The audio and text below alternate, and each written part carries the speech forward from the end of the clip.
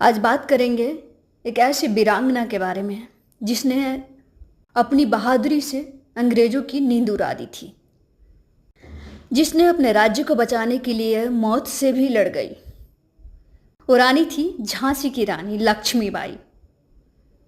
झांसी की रानी लक्ष्मीबाई का जन्म 19 नवंबर 1928 को वाराणसी में हुआ था। उनका बचपन का नाम मनुकर्णिका था, लेकिन प्यार से सब उन्हें मनु बुलाते थे। मनु बचपन से ही तलवार चलाने, घुड़सवारी और युद्ध कला में माहिर थी।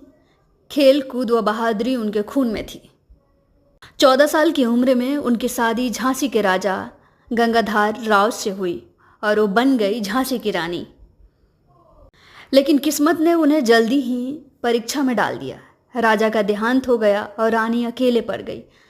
अंग्रेजों ने झांसी को हड़पने के लिए साजिश रच दी, लेकिन रानी लक्ष्मीबाई ने भी हार नहीं मानी।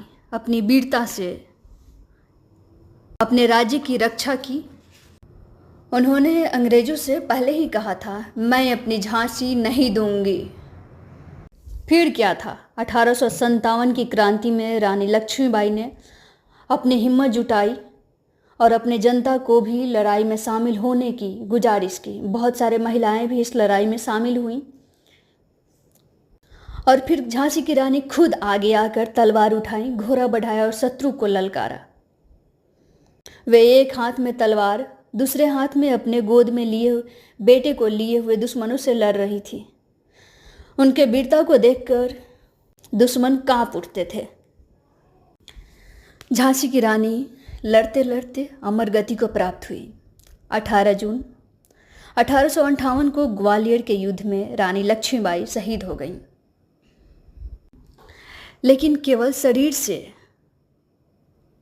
वो आज हमारे देश से गई हैं। उनकी कहानी आज भी हमारे दिलों में जिंदा है।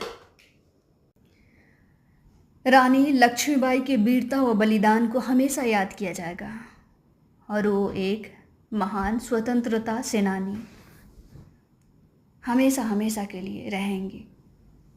सुभद्रा कुमारी चौहान ने उन्हीं पर एक कविता लिखी है कि खूब लड़ी मर्दानी वह तो झांसी वाली रानी थी।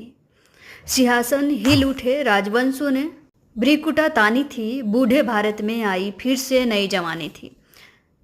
गुमी हुई आज़ादी की कीमत सबने पहचानी थी, दूर फिरंगी को करने की सबने मन में ठानी थी।